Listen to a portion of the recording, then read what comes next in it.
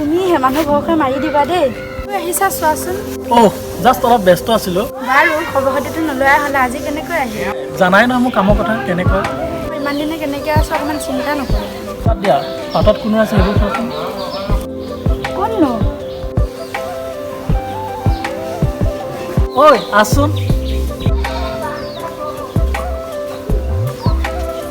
চিনি পাইছা আমাৰ লগত যে ৰবাবদাই খাইছিল উৎপল দা তুমি চিনি পালাগৈ তুমি কিন্তু বহুত ধুনীয়া হ'লা আৰু ওখও হ'লা আৰু তুমিতো বহুত ধুনীয়া হ'লা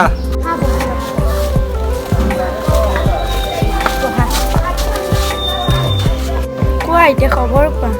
চৰকাৰী চাকৰি পাইছা তাৰ খবৰ কি বেয়া হয় দিদি তোমাক আৰু আমাৰ স্কুলখনে চাবলৈ আহিছোঁ পিছে ৰাস্তা তোমাৰ চাকৰি এটা লোৱা মই এপ্লাই এটা কৰিছোঁ হোৱাগৈ নাই আমাৰ যাবলৈও টাইমো হ'লে ৰবাহি একো দেৰি নহয় কিবা এটা আনো খাই যাবা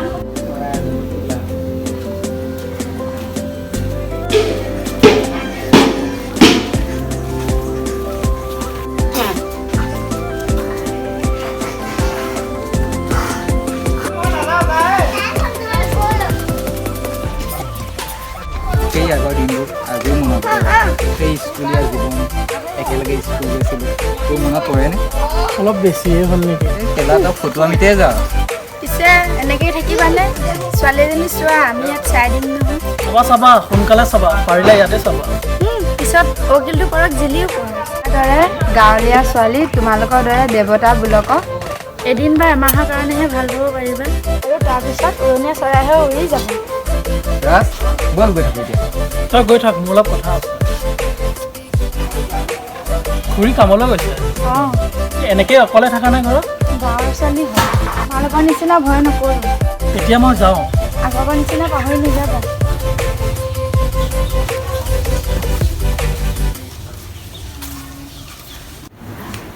কি মই জনাতো ৰাজে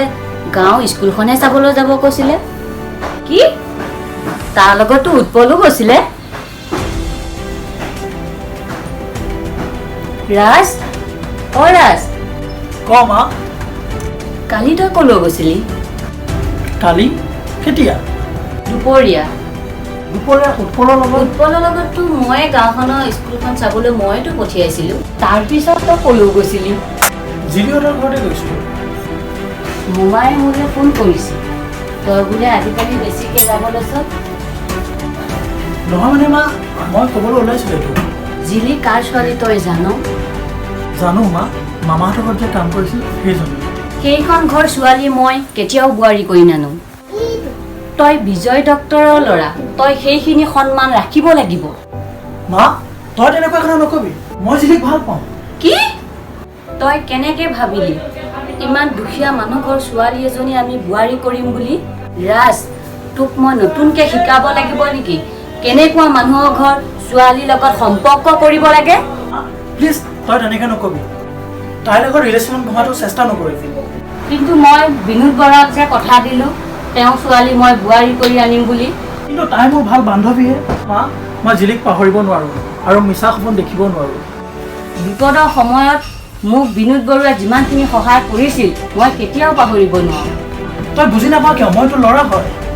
তয়ো কিয় বুজি নাপাওঁ মই যে তোৰ মাৰ হয় প্ৰত্যেকজন মানুহে নিজৰ জীৱন নিজে বিচাৰি লয় তই যদি মোৰ সম্পৰ্কটো ভাঙিব বিচাৰিছ গতিকে তই তেতিয়াহ'লে মোক হেৰুৱাব লাগিব আৰু এটা কথা শুন মই মৰি গ'লো জিলিকে বিয়া পাতিম ৰাজ ৰইচ মই তাইক কেতিয়াও বিয়া নকৰোঁ মই এতিয়াই জিলিৰ ওচৰত যাওঁ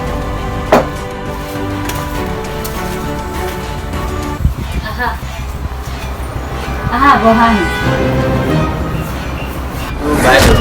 মোৰ কথা গোটেই গাঁৱৰ মানুহে গম পাই গৈছে যে মোৰ ছোৱালীজনী আপোনাৰ ল'ৰাটোলৈ বিয়া হ'ব বুলি টেনশ্যন নলগা বৰুৱা মোৰ ল'ৰাক কেনেকৈ মই ভঙাব লাগে সেইটো মই কৰিম লোৱা তুমি বাকীখিনি মোৰ ওপৰত এৰি দিয়া তুমি অকণো টেনশ্যন নল'বা